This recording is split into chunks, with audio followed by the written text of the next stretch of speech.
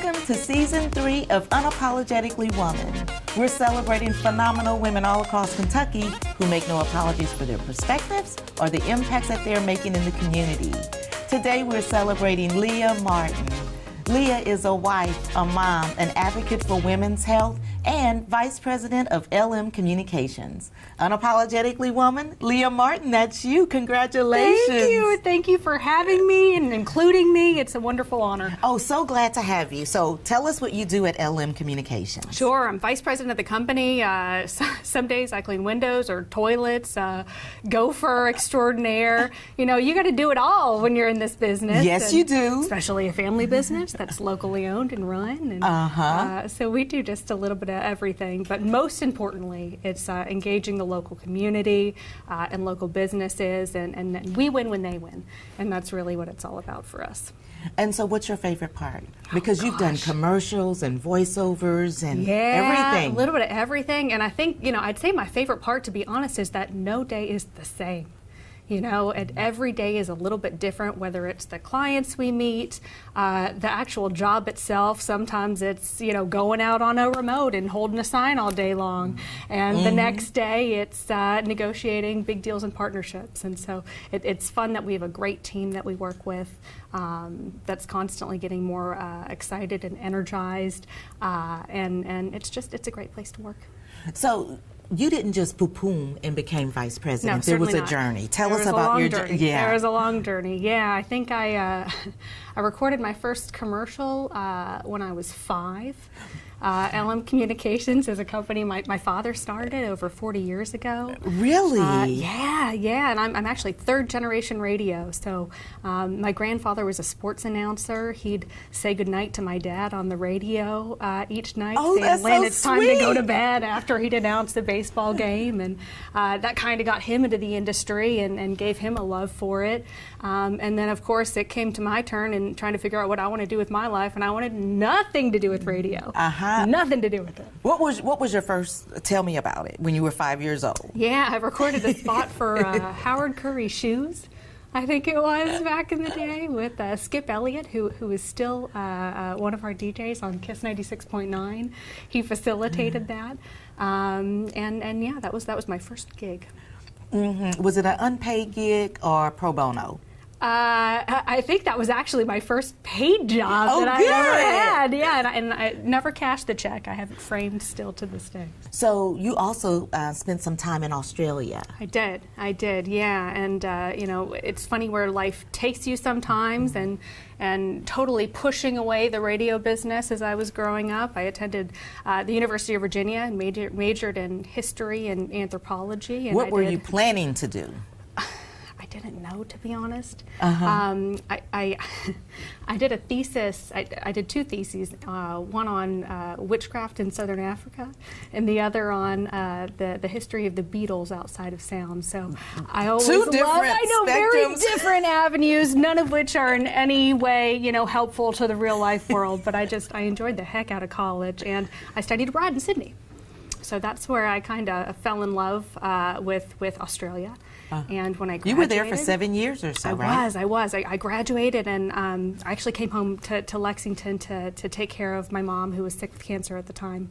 And when she finally passed away, you know, you get to a point where you just say, where do I go to be happy, and where do I want to start my life? And for me, that place was Australia. So I didn't know anyone there. And jumped across the world and lived in Australia. What did your dad think when you were like, okay, I'm going to Australia? I think he knows I have a little touch of crazy in me a little bit sometimes, and I get that from my mom, and walk my own path. And you know, you got to let the things that happen to you, or you have to use them for strength and guide that into your own direction. And for me, that was moving to Australia, and you know, that's actually where I fell in love with radio. I got in with a great company called the Australian Radio Network. So you had Network. to go all the way across the world to fall in love with something that you had right at your fingertips. Right, yeah. When you're over there and your visa's expiring and they're about to kick you out of the country, and you say, geez, what skills do I actually have that can translate into potentially a work visa? And for me, I knew radio. I've known that my whole life. And that's where I landed and got a job and had a great career there. Well, and you have a great career and you have a great family. I'm You've very got lucky. you've got a 3-year-old and a baby coming. Little girl on the way. Yes. Little girl on the way. So yeah, it's very exciting that, again, turn lemons into lemonade and move forward, and you got to believe in that karma and good things happen. So we're very lucky. So is your 3-year-old going to make her first commercial when she's 5 years old too? My 3-year-old, he's a little boy named Jack. Jack. A little boy, Jack.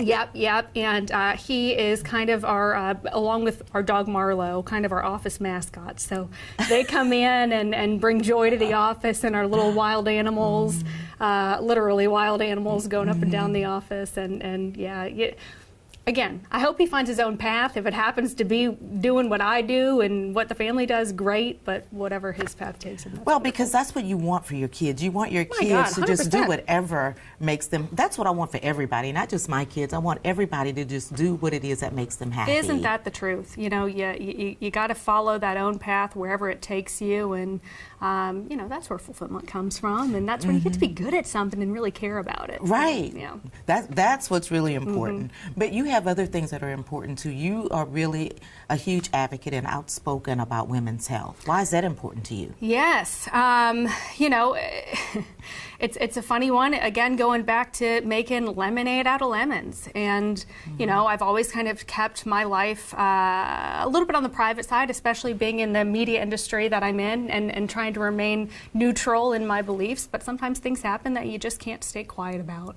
And for me, that personally happened last summer after Roe v. Wade was overturned. And, you have opinions on that, and pretty disappointing with that situation, especially as a working female. That just is one extra thing that is a barrier for working women, and to not be able to control your life and your own destiny and do what makes you happy. That's right. And so that was deeply disappointing. But having said that, I just found out I was pregnant at the time with a kid I desperately wanted and was really excited about, and then we found out that pregnancy wasn't viable after Roe was overturned. And with the laws that are in Kentucky right now, and the trigger laws, that left us no way out. So I have a real issue with the idea that they're saying that the exceptions are for the health of the mother.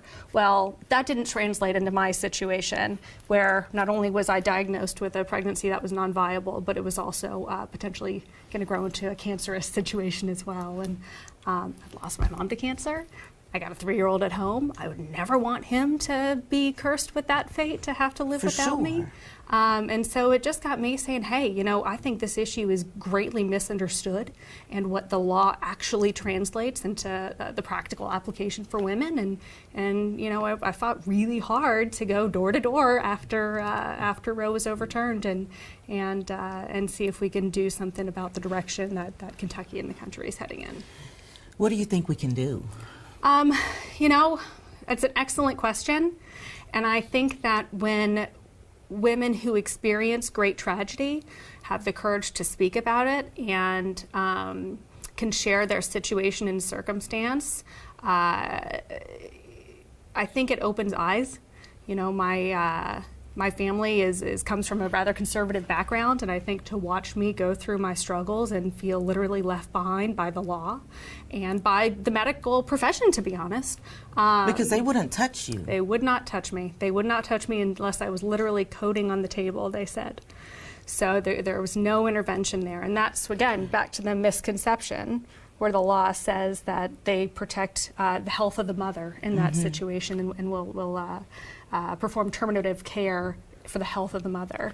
That really goes to an extreme before they'll actually help you.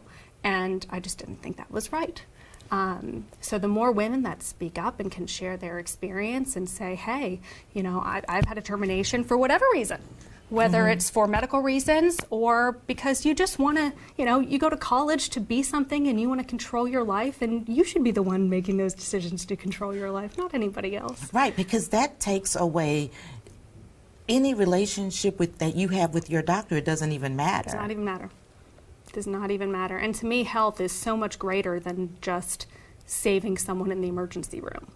You know, there's the mental health aspects of women's health. There are the physical aspects, obviously, of women's health.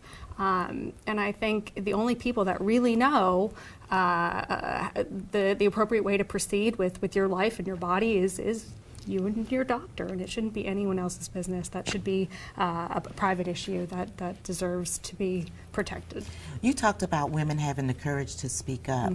Did it take a little bit for you to get the courage to speak up? Were you afraid to speak up? Certainly, and I was deeply hurt.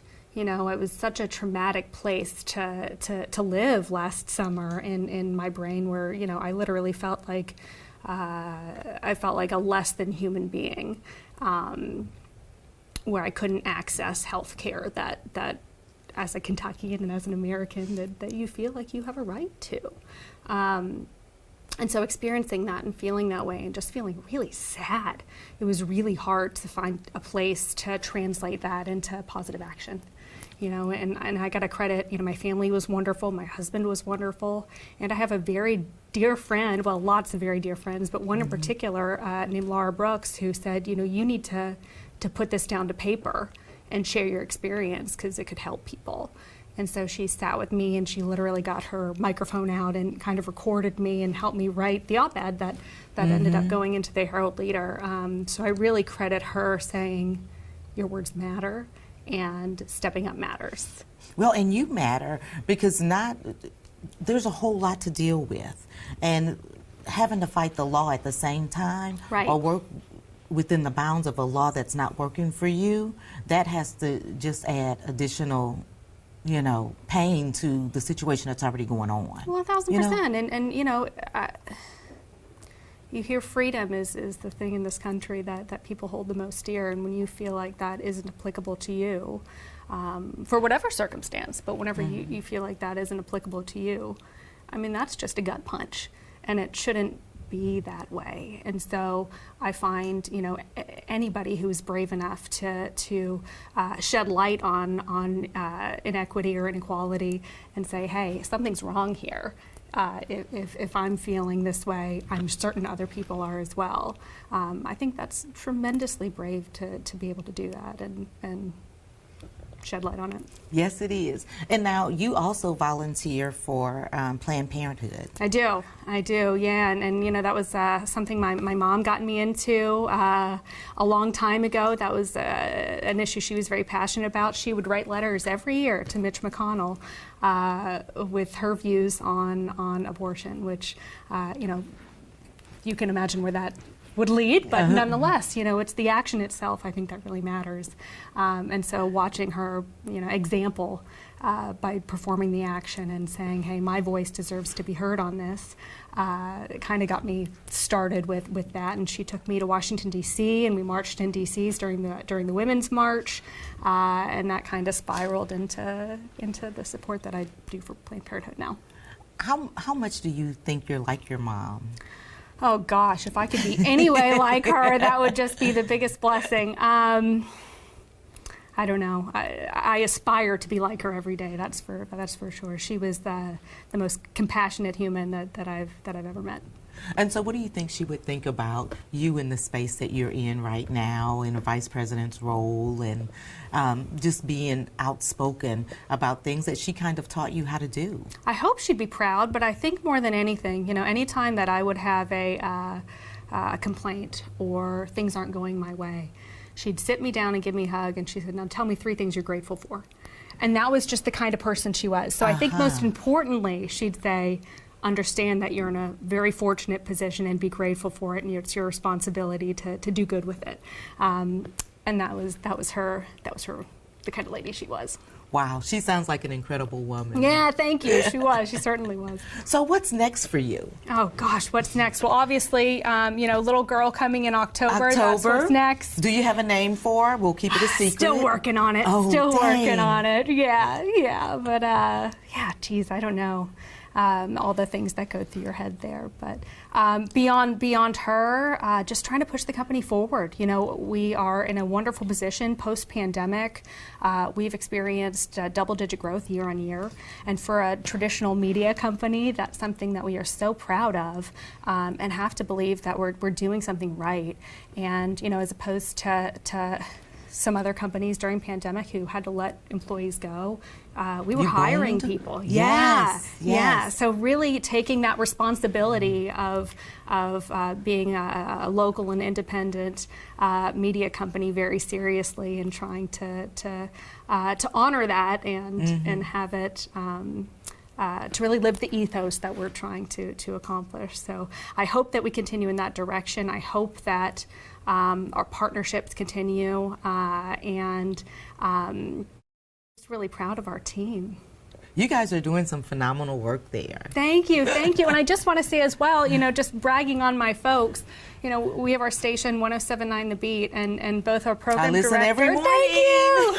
The program director and our assistant program director are both black females, and so to be able to have that kind of leadership with that station, with the next generation, we're just so happy that those are the kind of leaders that we're having on our team. See, that's pretty awesome. Yeah, pretty awesome. Yeah, and they're awesome. They're awesome. We're lucky to have them. Well, we're lucky to have you as a guest, so I'm going to pitch the last word to you. For young girls, young women who are looking to you for strength or advice, what would you say to them? Go your own path. And I won't say the cliche of follow your dreams, because I sometimes think you don't know what your dreams are. You know, but you have to have conviction to go your own path, and know that you know, good things will happen to you when you try to make them happen. And so those would be my words. Thank you so much, and congratulations. Thank you for having me. You guys continue to watch as we celebrate other phenomenal women just like Leah Martin. You heard it from her. Go your own path. Keep watching, and we'll talk to you soon.